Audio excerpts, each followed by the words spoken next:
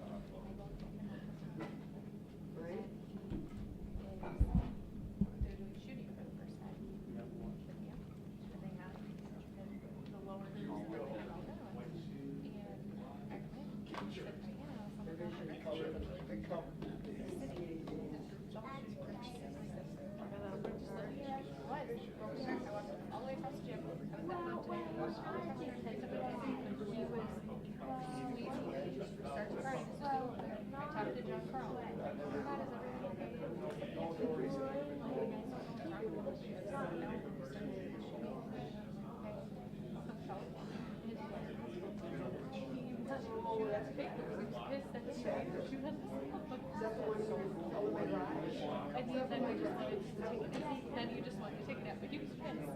He wanted to shoot on the big where Rex is going. They should have thought it. Yeah. But he'll shoot at it all day. He'll shoot it all day. But it was a little bit.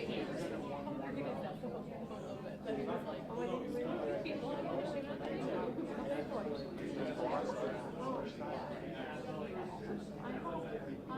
that you can't see it on the video.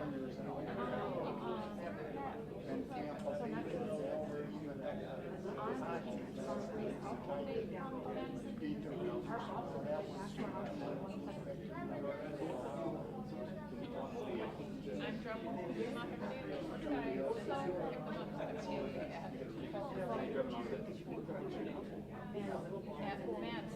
And already, the other one. What's the point when I have to pick up Natalie anyways, so I'll just take a minute here.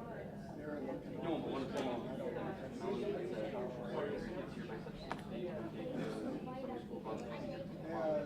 I'm not taking Griffin to daycare before. You don't deserve her. He's literally only doing half the hour.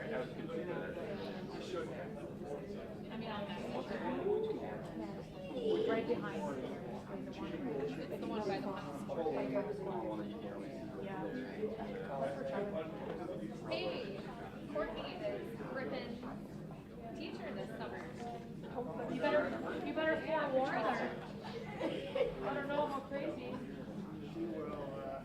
She'll do a great job. It was one of Charlie and Reese's favorites. She picked this. Good afternoon and welcome to today's press conference. In a moment I'm going to turn it over to our athletic director, Brad Duckworth, who will present our new head coach, beginning with an opening statement, and then we will open it up to questions. Brad? Thanks, Tim.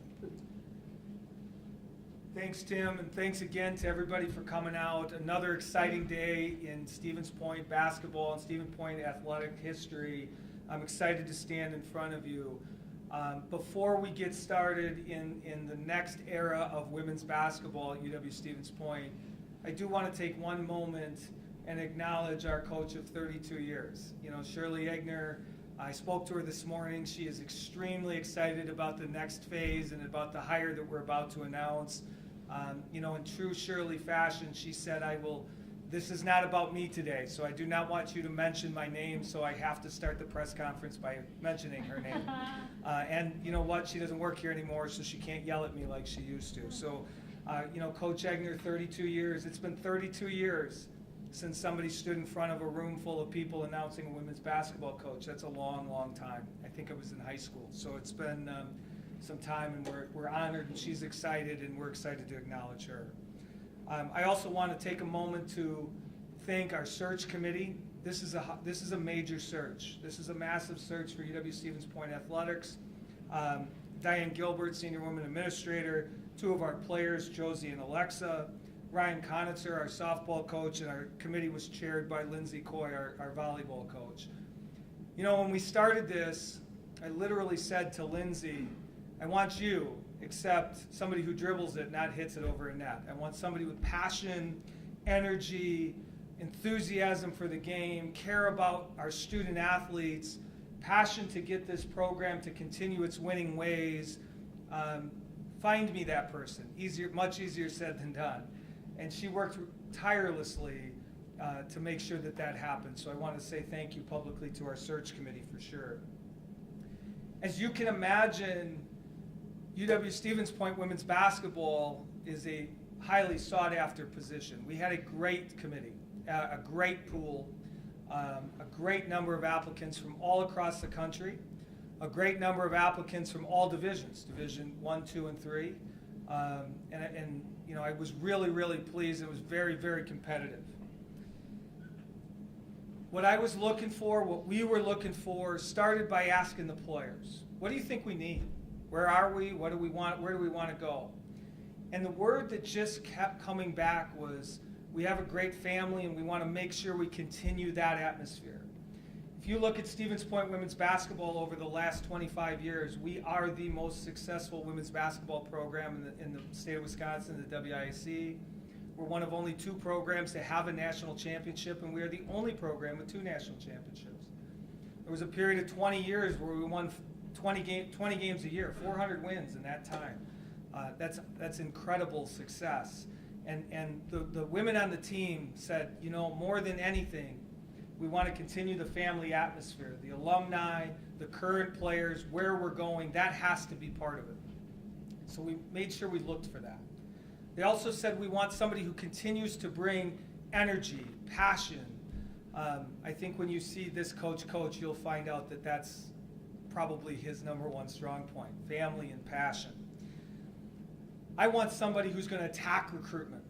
You know, this league, this conference is full of champions. It's a hard league to win in all sports.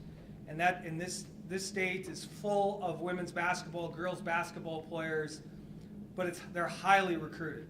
And these are women who could probably get money. They're scholarship level players, certainly high level Division III players.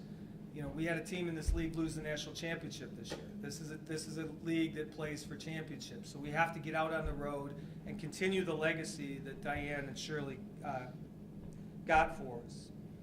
You know, we wanted somebody who we knew would be a hallway person. That's important to this department. The culture in this building is phenomenal. It's a great place to come to work. And we wanted somebody we knew that would continue that as well, that would be the first one in the room to say, I'm here for you, no matter. Your success is our success, and our success is your success. That's something that this is a room full of people that have bought into, and I'm proud of that. You know, you can tell. We asked for energy, we got that. You'll see that. We asked for a hallway person, most of you already know that. We asked for a family person, and this room is littered full of people that are family. And we're not only getting a head coach, we're getting a family coach, somebody who's bringing their family into this, and we're excited for the next stages of Pointer women's basketball. It's my honor to introduce to you the next women's basketball coach at UW-Stevens Point, Mr. Matt Hockett.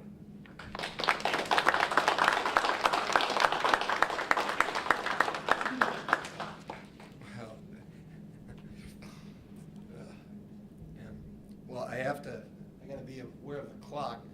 I was told when I got here that my dad only plugged the meter for 40 minutes. So those of you who know my dad, and if you haven't, you'll get to know him more. That's 2 quarters. I was told he did put a 3rd one in, so we got a full hour. I won't go that long, but I'm excited to have my family here as well as my parents. You know, I really reflected today, and I look back on my past year here at UWSP, and it's unique that this past year I served in a dual role as our assistant athletic director in charge of facilities and our head women's tennis coach. And one of the tasks this past October I was given was to put the nets up in Bird Gymnasium. And I had 6 nets and I had a ladder.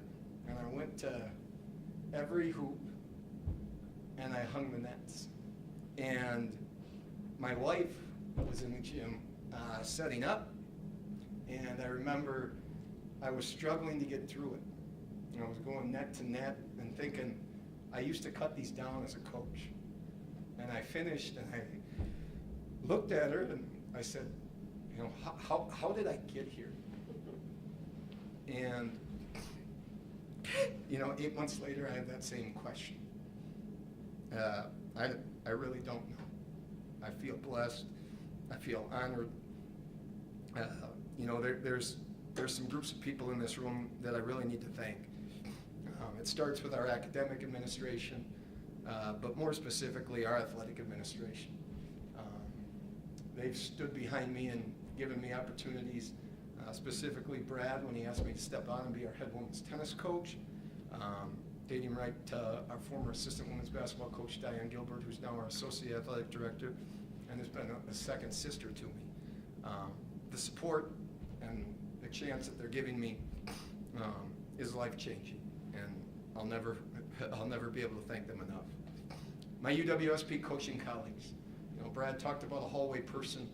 I need to be a hallway person because I don't know it all. Lindsay chaired this search committee, along with Diane being on the committee and Coach Conitzer, our softball coach. And I've probably been in their office as much as my wife's office, who was three feet down from me, about questions and about things that I really just struggled with in my first few years here at Stevens Point.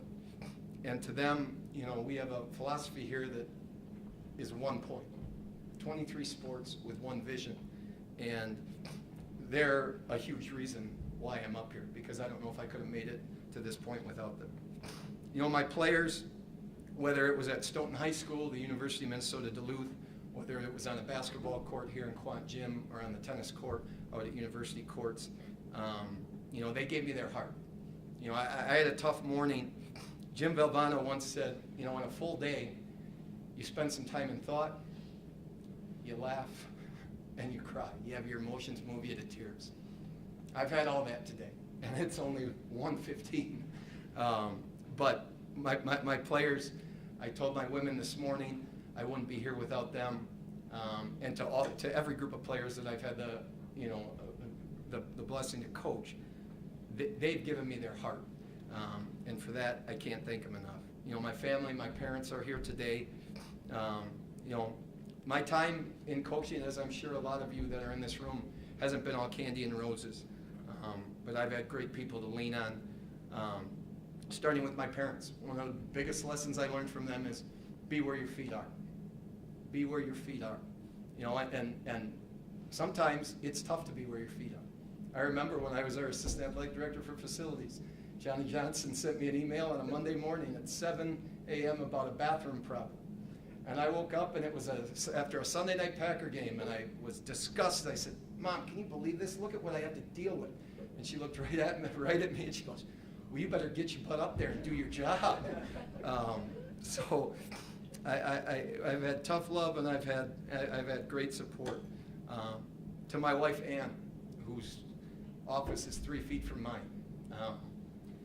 She left a really good life so I could chase a dream of being a college basketball coach. And she's been with me every step of the way. To my kids, Brax and Braylon, you can smile, Brax. 2 kids that have, through 7 years of college athletics and 2 moves, they've never had their own bedroom. But you'd never know it based on how their attitude and how their excitement for life has been. Why this job? I hit it right in this room when I interviewed. I think you have to know where you've come from, know where you are, know where you want to be. When I look at this program, where it's come from, one of the pillars is right here in this room. You look at a WIAC program and a program here with our women that have the best winning percentage in the last 22 years of any program in our league, and one of the toughest leagues in all of Division III. I look at not just wins and losses, but a staff that has done it the right way. They've held our women accountable, and there's a reason why those banners hang in that gym and why we've been able to achieve not only on the court, but also in the classroom and in the community. I look at where we are. I hit on this right away. The cupboard is not bare. There's a strong group of returning players that is hungry, and they're ready to write their next chapter. A group of players that lost in overtime to the national runner-up on their home floor. A group of players that beat a nationally ranked Eau Claire team on senior day, and it really wasn't even close. And I couldn't be more excited about moving forward with them. But then lastly, where I think we want to be. I hit on it in this very room. We want to get back to where there's banners on that wall.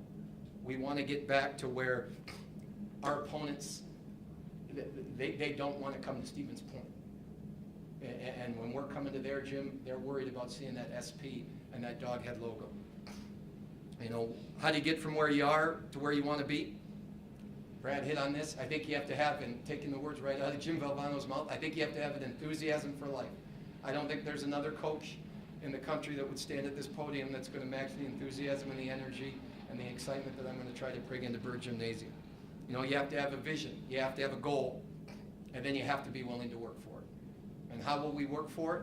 We're going to try and be champions in 3 areas: in the classroom, in competition, and then in the community. You know, there's 2 things I'm going to ask our young women to do every day. Number 1, be the best version of themselves every day they walk into our campus, whether that's in a classroom, whether that's in our gym, whether that's out in our community. And I want them to focus on being better in the present than they were the day before. If we do that, if we're the best version of ourselves every day, and we're better in the present than we were the day before, the results are going to take care of themselves. You know, one thing I'm going to hit on with them every day, no matter how high we are or how low we are, because college athletics, there's peaks and valleys, will never be defined by what's in the past, but rather what lies ahead. I couldn't be more excited to share this day with all of you. It means more with my colleagues, with my family, and with some of my closest friends here in the room. So I thank you, and I look forward to the opportunity.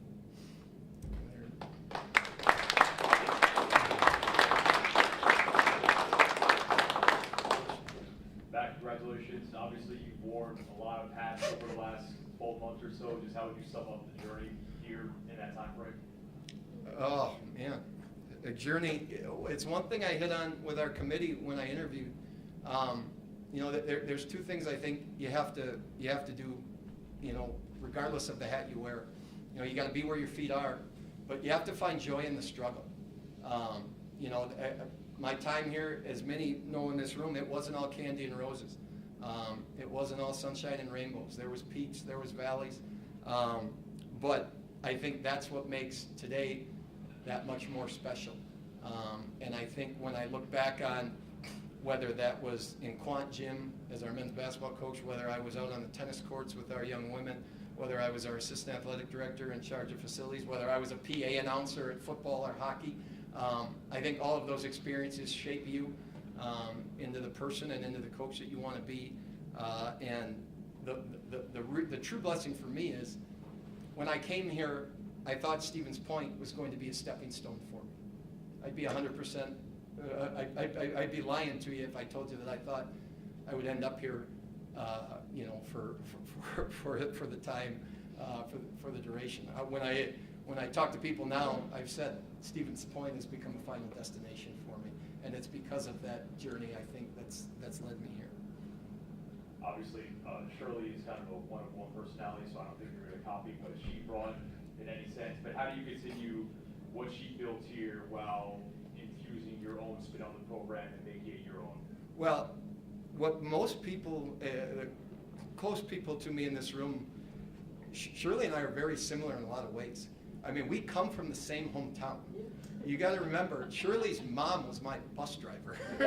So there's a lot of Coach Egner that's going to come through in Coach Hockett. And if you've walked the streets of McFarland, specifically Exchange Street, where she grew up, you know, there's a little bit of that's not the best part of McFarland. That's old school. That's the school of hard knocks. So you'll see a lot of Coach Egner come through in Coach Hockett.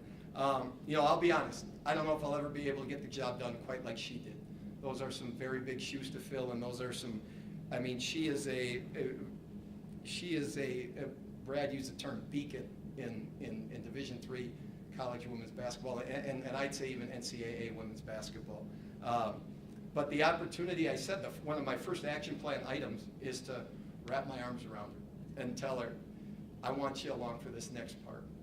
I want you along for this next chapter in UWSP women's basketball, and I'm excited, and I know she'll be one of our biggest supporters, along with like I said, Coach Gilbert, who I live the life of an assistant coach, and you get to do a lot of the things that the head coach doesn't want to do. I'm excited to have her in the hallway right next to me as someone I can lean on and someone I can really depend on throughout this journey. Program's had a lot of success in the last couple of years, specifically they've been a little bit leaner. What's one area of focus that you want to hit on to get that turned around? Well, I think Brad hit on it earlier. I think recruitment is really where I want to make sure we don't leave any stone unturned.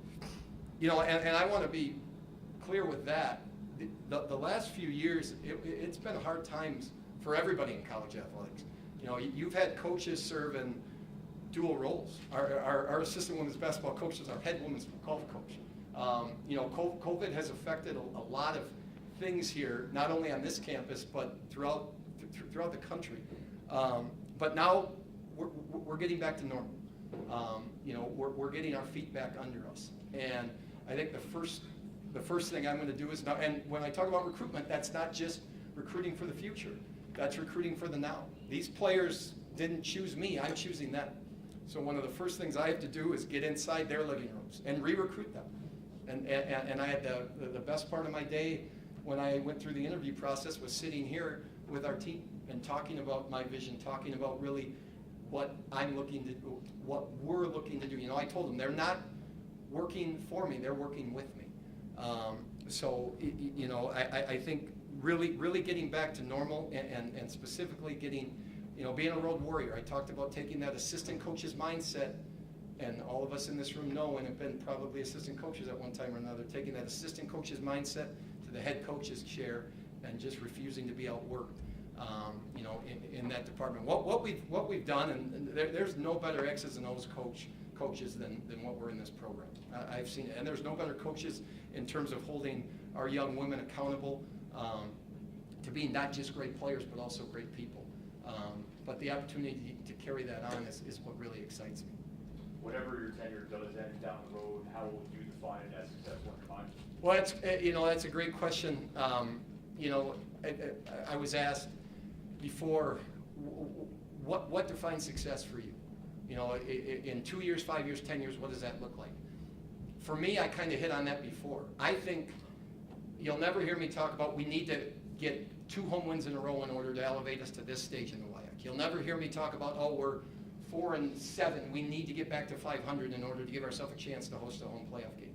You'll hear me talk about, let's make sure when we walk in those doors we're the best version of ourselves. When we put our arms around each other to start practice, let's look each other in the eye and make sure everybody's going to get our best. And then, right with that, we better be better today than we were yesterday. And if we do those, and if we continue on that path, I think the wins and losses are going to take care of themselves. What defines success for me is that after our young women have 4 great years of college basketball, they walk across that stage, whether that's in the multi-activity center, whether that's at Gerke Field, wherever commencement is, and they get their degree. And then they know that 4 years was not only spent for the time that they were on our campus where their feet were, but it set them up for the next 40. And then they come back, and as I'll wink and tell them, you can be generous alumni and donors, and you can make sure that, you know, when you make more money than Coach Hockett, you can pass that along back to our program. But it doesn't just end, success doesn't just end if a banner goes on that wall. It ends when we churn out successful people that are, you know, fundamental contributing members of society. Last thing for me, what are the first couple of orders of business now that's official?